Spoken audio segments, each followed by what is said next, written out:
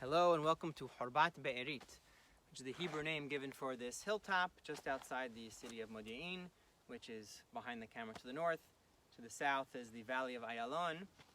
And Horbat Be'erit in Hebrew, in Arabic, is known as Khirbet Bawera. In English, perhaps, I'd call it the ruins of the wells. And it's named for wells which were found here. There's one here, another one down there, and a big pit further down the trail. Indeed, yes, there's water all the way down there. And this well was probably dug many years ago by Arab villagers who used to live near here. It takes advantage of the high water table in the area near the valley. And I want to talk about a story that happens at a well in Perashat Shemot. And then after we'll talk about the trees behind me, which are almond trees. But back to the well. So in Perashat Shemot, Moshe is born, and then he's saved from the Nile River by the daughter of Pharaoh, who gives him the name Moshe because she drew him from the water. Ki min hamayim shitihu. Sorry, a fly just flew into my mouth. Anyway, the commentators have two main questions about the etymology of his name. First of all, why did she give him a Hebrew name? Wouldn't she give him an Egyptian name? And indeed, many commentators postulate towards the Egyptian meaning of Moshe, which is an interesting discussion. But then the second question is why Moshe, it should be Mashui. Mashui would mean the one who is drawn. The name Moshe means the one who draws, but he wasn't the one drawing someone from the water. He was the one being saved. And indeed, the commentators say this is a hint towards his future role.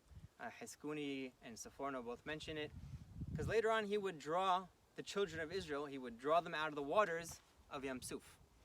But the truth is, even in this week's parasha, we already find him fulfilling that role, being the one to draw the water.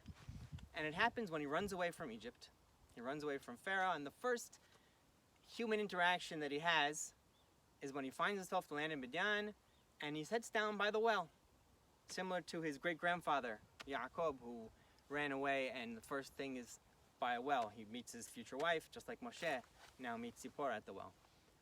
And it makes sense that the well is the first thing you find, because in ancient times they were probably outside the settled area, at a crossroads, like this one is actually. You see that marker tells us we're at the crossroads between the blue trail and the black trail. And here he finally looks at himself and says, I was saved from the water.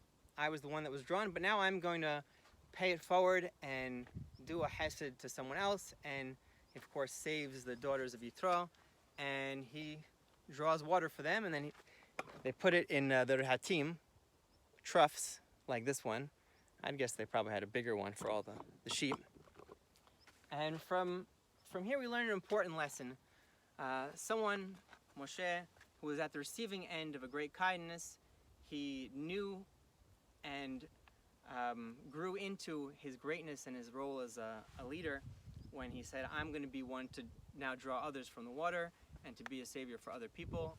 It started here at the well and then continued later, of course, with much greater things when he took the people of Israel out of Egypt and out of Yam Suf. All the way down you can see reflection in the water.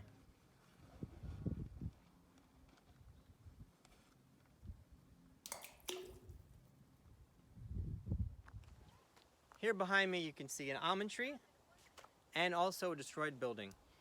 And that brings me to the book of Yirmiyahu, the very beginning, which is read by most Sephardic communities as the Haftarah for Shemot. I am aware that other Jewish communities read different passages. But the connection is Yirmiyahu being chosen as a prophet, his first encounter with God, just as Moshe in the Parashah is chosen as his first encounter with God, the burning bush at Mount Sinai. And God tells Yirmiyahu, I am appointing you to be my prophet over all the nations, to destroy and uproot, but also to build and to plant.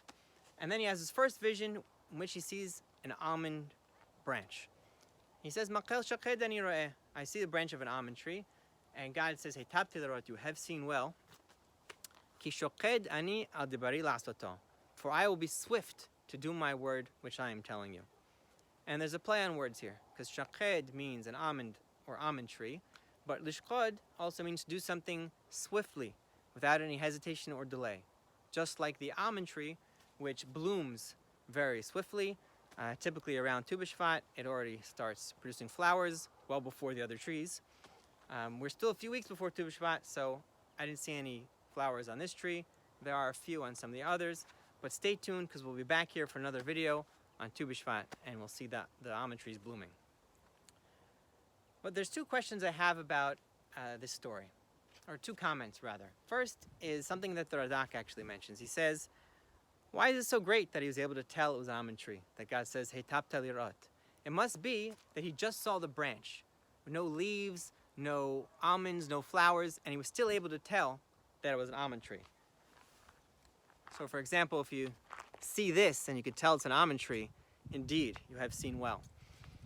And perhaps Yirmiyahu was very familiar with the almond tree. Maybe it's because it appears in the Torah and was associated with Aharon HaKohen. And Yirmiyahu himself was a Kohen. Aharon's staff starts sprouting almonds and flowers after he is challenged by Korah. But another thing is, if you pick some almonds from this tree,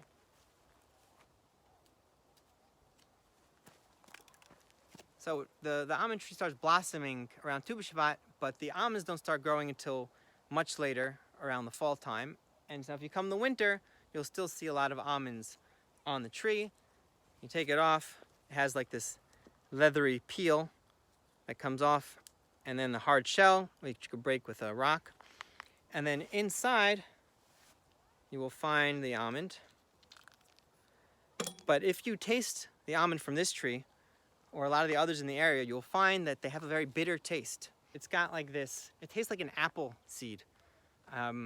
You chew it a little bit and then wait a few seconds, you start to feel like this numbing sensation in your mouth.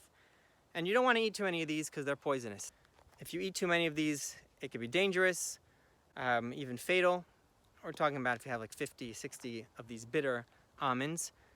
There's a compound inside called amygdalin, which breaks down to cyanide in the body. But I've tasted a lot of the almonds around here, and there are, only just a little bit, there are some which have sweet almonds. If you taste an almond from the tree, if one is bitter, you know the whole tree is bitter. But if you find a tree with one sweet almond, you know the rest of them are sweet. And by sweet, I mean it tastes just like an almond you'd buy at the store. And I would guess that Yirmiyahu was familiar with almonds, that there are some bitter and some sweet. And that's why later on in the book of Yirmiyahu, God says, Kasher shakati, just like I was swift to destroy and uproot, I will also be swift to build and to plant. Lest you think that the almond is just a symbol of destruction. The almond could be a source of pain and destruction. That's the poisonous, bitter almond, but it's also a symbol of blessing, and that's the sweet almonds. There's still plenty more to talk about the almond tree and the almonds and the science behind why some are sweet, why some are bitter, and what that can teach us about human nature and our own lives. So please stay tuned for the next video around Tu B'Shvat, in which we will see the almond trees blooming and talk about what the almond symbolizes in the Torah. Thanks for watching.